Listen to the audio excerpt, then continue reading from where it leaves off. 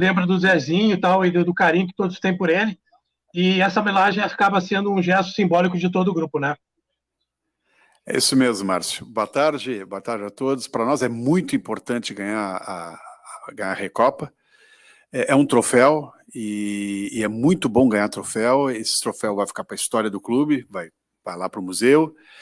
E importa isso, é ganhar sempre, é criar uma mentalidade vencedora, né? Nós estamos trabalhando muito nisso, em passar essa impressão. A comissão técnica, a diretoria quer passar justamente essa impressão que todo troféu, toda competição é importante, no sentido de a gente caminhar com uma mentalidade vencedora e buscar sempre coisas maiores. Essa é a primeira coisa. Segundo, o Zezinho tem, que nas minhas contas, 48 anos de clube. Pode até ser que seja mais, mas ele, nas minhas contas, tem 48 anos de clube. Foi uma homenagem muito bonita dos jogadores. Ele passou um ano fora por conta da pandemia, de resguardo. E aí, por conta dos jogadores, eles convidaram o Zezinho a receber o troféu em nome do clube. E eu achei uma homenagem linda e muito pertinente. Doutor Herman, boa tarde. A gente, na semana passada, a gente projetava um Grêmio atuando hoje com um grupo de transição. E ao longo da semana a situação ela foi mudando. O que nós vimos hoje foi, né, basicamente um time misto, mas com muitos garotos. E interessante a gente observar que lideranças do grupo estavam no banco de reservas. O que mudou ao longo da semana e que fez o Grêmio mudar para trazer esse grupo para hoje? E também, é claro, para esses jogadores, como o senhor coloca, a mentalidade vencedora. Eu acho que todos eles aproveitaram para colocar essa mentalidade vencedora em cada um deles que jogou hoje? Olha, Pfeiffer, talvez a gente tenha telegrafado alguma coisa que não corresponde ao que nós nunca pensamos. Nós tínhamos a intenção de colocar o elenco principal, porque nós achamos que a Recopa é importante. Ela vai fazer parte do nosso acervo de títulos, e nós, desde o princípio, queríamos isso. Por outro lado, também, nós achávamos importante que muitos jogadores que fazem parte do elenco principal, que é o que nós trabalhamos durante toda a semana, ganhassem minutagem e mostrassem um pouco mais do que eles são capazes numa partida oficial valendo o título, né? E até porque nós estamos assim, super satisfeitos com o andar dessa carruagem dos jogadores mais jovens, que foi no início do ano, isso foi estabelecido como estratégia institucional do clube, a fazer esse grupo de jogadores da transição subir definitivamente, que nós tínhamos jogadores no limite e que nós queríamos expô-los por acreditar que eles eram capazes de mostrar o que estão mostrando. Então foi intencionalmente a intenção do Conselho de Administração trazer esses jogadores alguns meses atrás. Isso foi uma diretriz do clube, e o Thiago percebeu isso muito bem, comprou a ideia junto conosco e está colocando os jogadores, e eles estão dando esse retorno que eu qualifico de excepcional. Estou muito satisfeito, particularmente, acho que a comissão técnica também, a direção com certeza está, e espero que o torcedor também. E acho que esses jogadores, a tendência deles é crescer muito, tá? Enfim, hoje eu não gosto de usar a expressão alternativa, assim, porque talvez, enfim, eu entendo a expressão, mas nós temos jogadores aí que logo, se já não estão, vão disputar a posição de titular e logo tem alguns que vão entrar no titular, eu imagino, ou pelo menos dentro desses campeonatos que tem tantas partidas, não serão muito mais aproveitados. Não consigo imaginar um jogador desse que jogou hoje que não seja aproveitado em algumas dezenas de partidas durante o campeonato. Todo o elenco vai jogar algumas dezenas, porque isso faz parte, isso é um campeonato. Só o Campeonato Brasileiro, nós temos mais 37 partidas pela frente, mais a Sul-Americana, mais a Taça do Brasil, nós temos 50 partidas pela frente, então o pessoal vai jogar. Boa tarde, Herman. Qual é a previsão do departamento de futebol para a volta do técnico Thiago Nunes e dos jogadores que estão em isolamento, à exceção do Gabriel Chapecó, que é bem recente? Quando que o Grêmio deve voltar a ter a sua força máxima na previsão de vocês? E, Herman, o surto de Covid que teve no grupo, o Grêmio considera que já está controlado ou as próximas testagens ainda inspiram cuidados? Olha, nós fizemos 85 testes ontem lá no CT e deu 84, ou coisa por aí, negativos, e apareceu o Chapecó. Então eu acho que não tem surto, são casos que o Brasil acontece, e no mundo está acontecendo, e nos escapou esse caso. Quanto ao retorno, o Thiago estava por até possivelmente poder estar hoje conosco, mas eu acho que amanhã já trabalha normalmente. O Evandro e o Kelly vão levar assim, mais 2, 3 dias, pelo menos, e os jogadores já estão trabalhando. Ontem trabalhando fisicamente, eu vi lá o Ferreira, o Diego e o Rafinha, aliás, correndo muito. Parece que não. É incrível, porque eles parece que não sentiram nada, estão ótimos e correndo, e se fosse necessaríssimo, talvez até pudessem ser escolhidos para hoje, mas obviamente que não é, estão fazendo um ciclo de recuperação que é, enfim, necessário. Eu só não vi o Luiz Fernando realmente ainda não estava liberado, deve acontecer isso amanhã, ou no máximo terça-feira, e volta ao plantel. Ricardinho estava aí, né, dizendo que estava com Covid, não tem nada de Covid, não teve alarme falso, que às vezes dá o falso negativo, ou falso positivo, mas ele está com a gente aí. Eu não sei se eu esqueci alguém, mas o Chapecó, sim, o Chapecó começou, foi o processo descoberto ontem, ele vai ter aí os 10 dias regulamentares até fazer o teste para, enfim, ser liberado de novo para os trabalhos. Ainda sobre isso, doutor, até para que não haja mais nenhuma escapada, né? Vocês da direção conversaram com os jogadores para que as comemorações da conquista de hoje, por mais que ela seja menor que o do Campeonato Gaúcho, seja mais contida, mais controlada. Os protocolos, eles foram reforçados depois desses problemas recentes que aconteceram no elenco? Foi, a federação... dentro do Grêmio, os protocolos continuam os mesmos, eles continuam muito severos, 2 PCR em todas as pessoas que trabalham no CT, não só jogadores, não só comissão técnica, não só direção, mas inclusive as pessoas que trabalham lá no suporte, todo mundo tem PCR, 2 vezes por semana, antes de cada jogo. Então, os protocolos não mudaram nada. Hoje, aqui no estádio, sim, foi muito mais controlado, a federação criou uma barreira e ficou realmente mais controlado, se nota dentro do campo, muito menos gente. E acho que isso nos ajudou, vai nos ajudar. Como eu digo, assim, como eu já disse antes, e talvez eu tenha sido até mal entendido, eu acho que essas comemorações, pela própria natureza delas, elas são um facilitador para esse tipo de situação. Né? Quem não comemora, em tese, não tem chance de pandemia, salvo na rua, né? Como pode acontecer com qualquer pessoa no mundo inteiro. Mas essas comemorações realmente não facilitam, e é natural que elas aconteçam na medida que as pessoas trabalham meses pelo objetivo ou alcançam, e é natural que queiram comemorar. Herman, boa tarde, parabéns pelo título. E desculpe já sair desse assunto, mas queria falar de mercado. O Grêmio entende que o seu plantel já está fechado para o restante da temporada? Ainda não? Estuda contratações? Se sim, em quais posições? E se até o nome do Alex Teixeira é uma possibilidade? Lucas, a janela está fechada.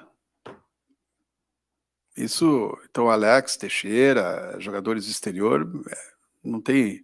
Nós não estamos trabalhando com isso. Nós temos uma realidade para os próximos 2 meses, e dentro dessa realidade nós vamos trabalhar firmemente. Nós achamos que temos soluções, nós temos um plantel muito bom, achamos que temos soluções potenciais para os eventuais deficiências que a gente pode, enfim, imaginar, mas estamos tranquilos.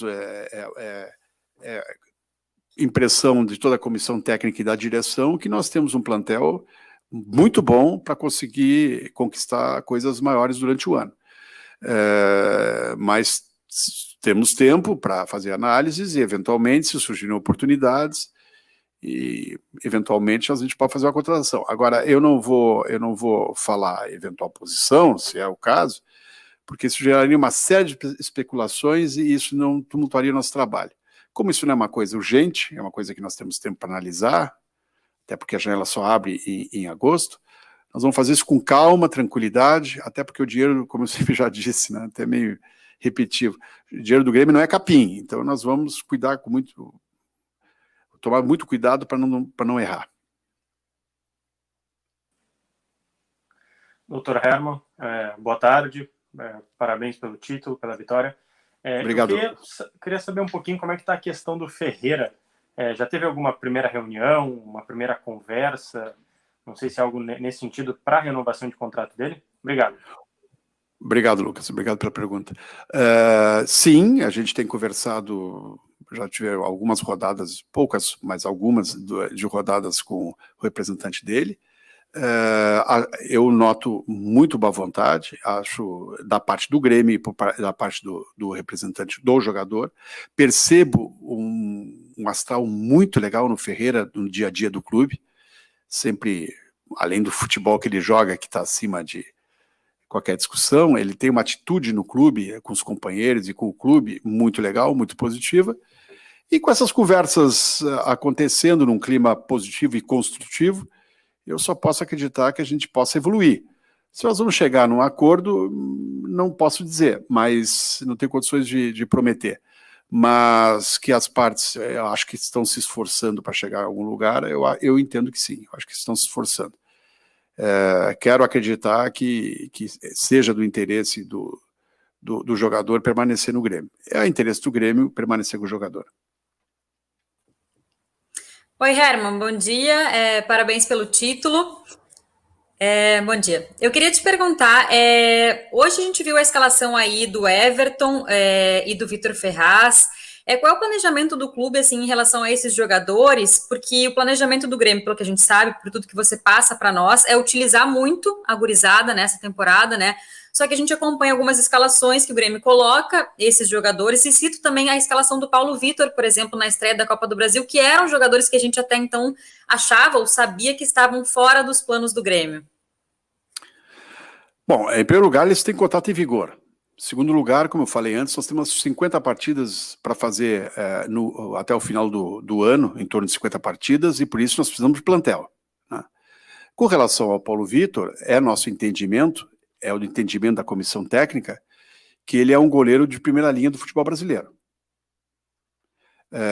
Nós achamos, a comissão técnica acha, que talvez o Weverton esteja num nível, o Santos, um nível assim, superior, talvez, mas a partir daí, entre os melhores goleiros do Brasil, sem dúvida o Paulo Vitor está.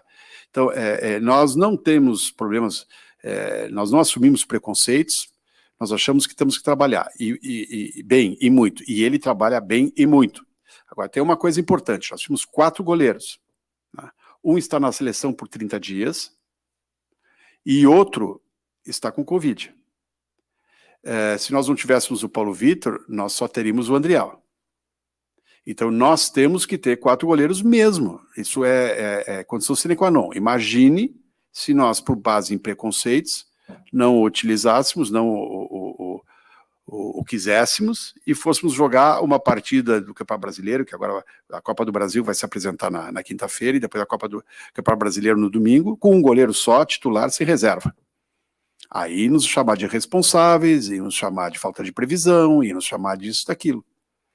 Então, nós temos 3 goleiros de imenso futuro, que é o Breno, o Chapecó e o Andriel, e temos um goleiro mais experiente, que nós qualificamos, que está dentro dos melhores do Brasil, eventualmente tirando os da seleção. Fala, Herman, quero te agradecer e te parabenizar pelo título aí. Sei que tu é um cara muito competitivo e gosta bastante de taça, então é importante a gente falar disso.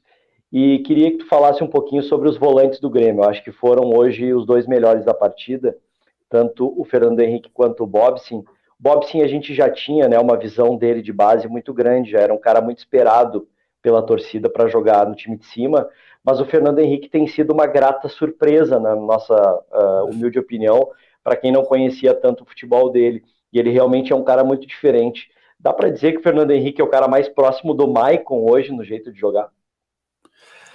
Gabriel, a tua opinião não é humilde, não. A tua opinião é de quem conhece. Eu conheço os comentários e gosto deles. Vou te dizer o seguinte, eu sou suspeito para falar do Fernando Henrique, do Bobsin, porque eu acho eles jogadores de enorme potencial. E acho outra, mas tem mais uma. Acho que eles individualmente são muito interessantes e acho que se complementam jogando juntos. Hoje ficou isso bastante presente. Tem estilos diferentes, mas ambos muito bons. Eu estou muito satisfeito com ambos, acho que eles vão crescer muito, e estou satisfeito com os volantes que não jogaram hoje, né? Lembrando que o Matheus Henrique está na seleção, o Darlan, aliás, esquecemos de falar do Darlan quando falamos do Covid, mas deve voltar aí daqui a uns dias. O Darlan vem crescendo muito com o Thiago, muito. O Maicon está com desconforto, mas, enfim, dispensa comentários. O Lucas Silva jogou bem contra o Brasiliense, muito bem, a meu juízo. Então nós temos um grupo de jogadores para a posição que vai ser importante nessa caminhada, como eu falei antes, 50 jogos. Aqui não cabe preconceito contra A ou B, aqui não, nem pela idade, nem porque, enfim, tem mais idade, nem por pouca idade, nem por muita idade. Aqui tem que jogar, quem estiver bem vai jogar. E acho que os dois que jogaram hoje, enfim, o estilo de ambos me agrada muito, o estilo clássico do Fernando Henrique, o estilo de movimentação forte do Bobson.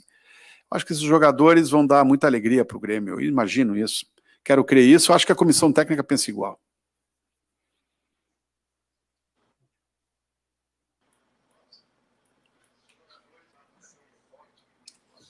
Boa tarde, doutor Marcos, parabéns por mais um título. Doutor Marcos está falando muito da importância de ter um plantel com bastante jogadores, que são muitas partidas decorrendo do campeonato.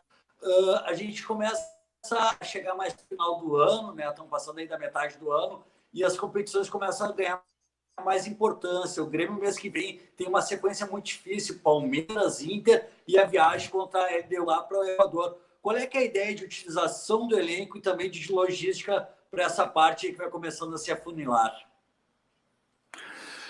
Eu não entendi bem o que tu quer dizer com logística. A logística é complicada, mas a gente tem se organizado.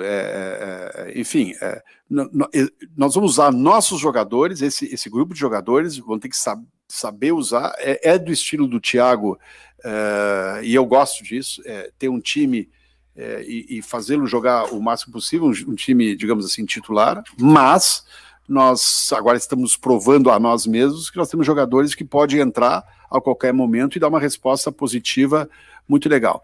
A história da logística talvez aí seja mais puxada com relação ao jogo do Equador, mas é da regra do jogo. Vamos fazer o quê? Deu o sorteio LDU em Quito, vamos jogar com a LDU em Quito. Vai ser difícil? Vai ser difícil. O histórico com a LDU sempre é difícil. Então, mas, enfim, temos passado. Nós temos pretensões nessa competição, vamos dar uma ênfase legal nela e vamos tentar ganhá-la. E é isso. De resto, utilizar o elenco que nós temos um elenco razoavelmente grande, eu acho que ele é grande, mas, a meu juízo, é um elenco de qualidade, justamente para enfrentar 3 competições importantes e 50 jogos ao longo do ano. Isso faz necessário um elenco de qualidade grande. Muito obrigado a todos, uma boa tarde, um bom domingo. E dá-lhe Grêmio, campeão de novo.